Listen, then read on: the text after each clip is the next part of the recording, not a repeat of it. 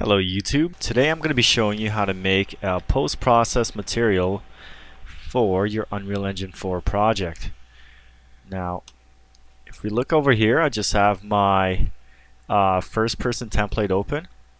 This is the default template that comes with Unreal Engine 4, and what I've done is I've applied some of the starter content materials onto these cubes right here.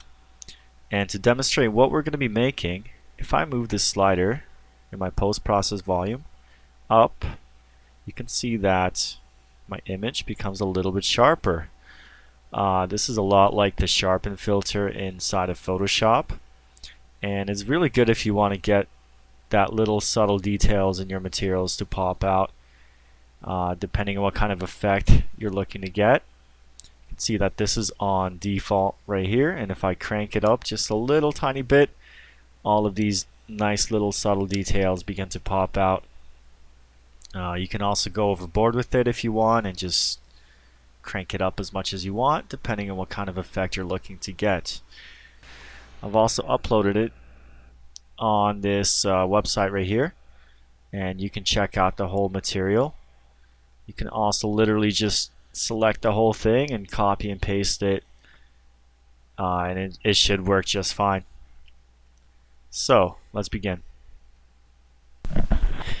So the first thing we want to do is let's open up our content browser and just right click pretty much anywhere, and let's make a new material, and we're going to call this sharpen material. Okay, let's open that up, and the first thing that we're going to do is we're going to take the material and we're going to change it from surface to post-process, because we're not going to be using this material on geometry like on these cubes right here. Instead, we're going to be using it in a post-process volume. That's why it's very important that you do that. And what we want to do after is we want to make 3 constants, and I'm going to do that by holding down the 1 key and left clicking and make 3 of those. The first one is going to stay at 0. The second one, we want to put the value at 0.001, and then the third one is going to be negative 0.001. What we want to do next is right click and make a texture coordinate node. I'm going to do that by typing in texture coordinate right here. Okay. Now after this, we're going to make an append node, and you want to select this one here, and I'm going to hit Control W and duplicate it until I have 4 of those. Okay, then we have to plug them into the right nodes right here. So this one here,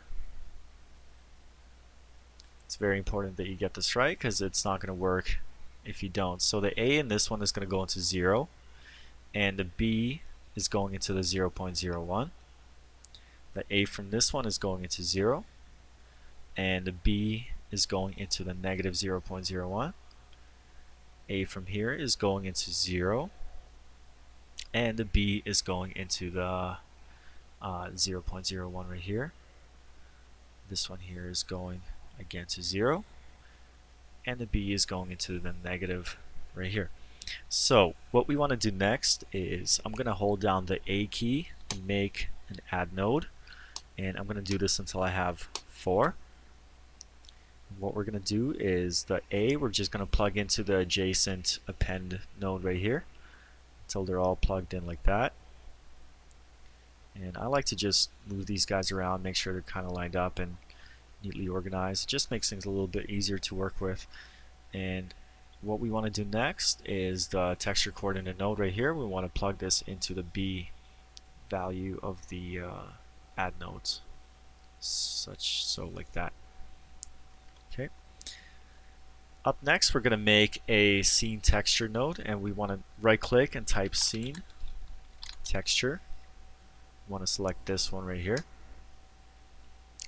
and we're going to plug these into the add nodes, and we actually want to make 4 of these, so I'm going to duplicate these a couple of times by hitting Control W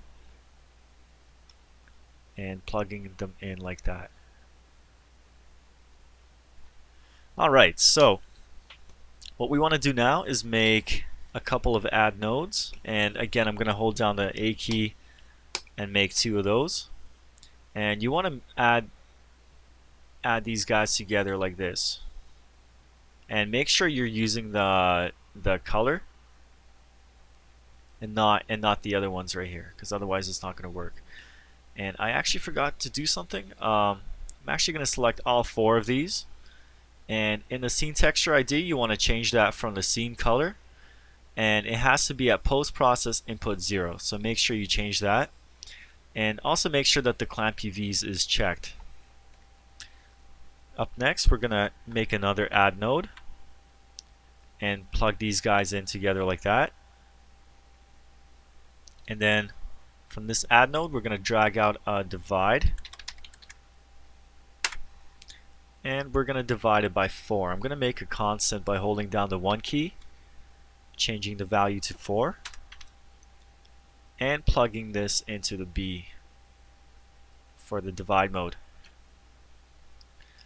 Okay, up next we want to actually make another scene texture, and we're going to hit Control W, duplicate it, and the UVs from this we're going to drag into our texture coordinates right here, and we want to actually take those 2 and subtract them. So I'm going to right click and hit subtract, and this one should actually be going into A, this one into B.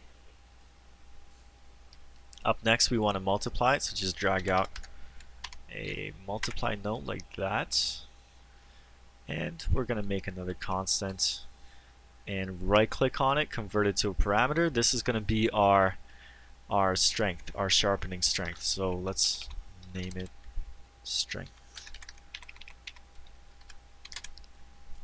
Let's actually name it sharpen strength, and make sure that the value is going to be set to 0.5 and plug that in. Up next we want to drag this out and make a desaturation node right here, and we're actually going to go ahead and duplicate this guy one more time, and again make sure that the UVs are going into this node right here. Okay. And what we want to do next is drag this out, make an add, and add them both together like that. And let's just move this a little bit closer. That's so far out. And we're gonna plug all of this into the emissive color, and that is gonna make our sharpen material post-process. That's gonna make our sharpen post-process material. Okay, let's go ahead and save that.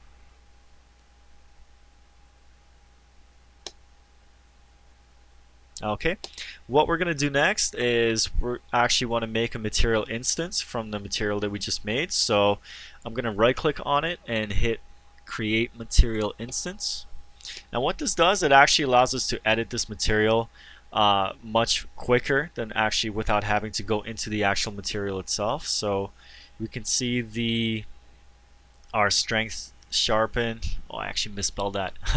You can actually see our sharpen strength parameter is exposed right here.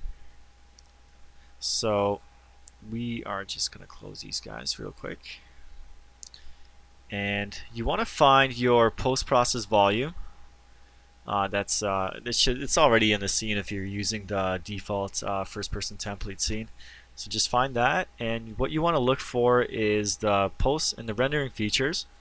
It's going to be called the post-process material, and in the array just hit this little plus button right here, and we want to reference the asset that we just made. So select this, and I'm just gonna make sure you have the instance selected and just plug it into our post-process material right here.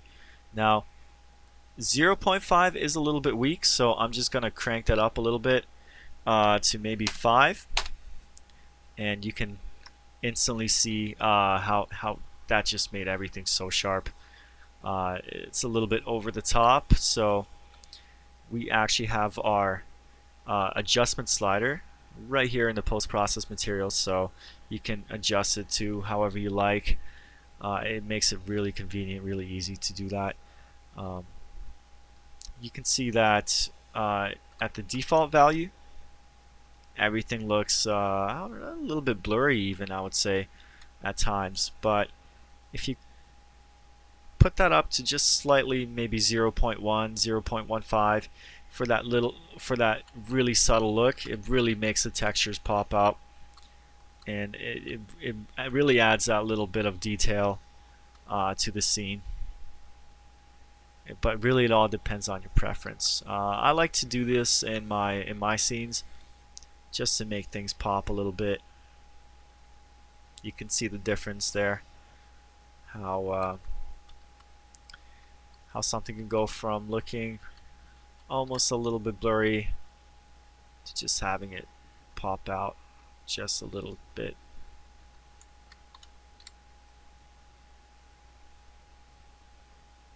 Okay, that's it. Thank you for watching, guys. I hope you learned something, and if you have learned something, hit the like button, leave me a comment. If you have any questions, don't be afraid to ask. And if you want to see more tutorials, go ahead and subscribe, and I'll catch you later.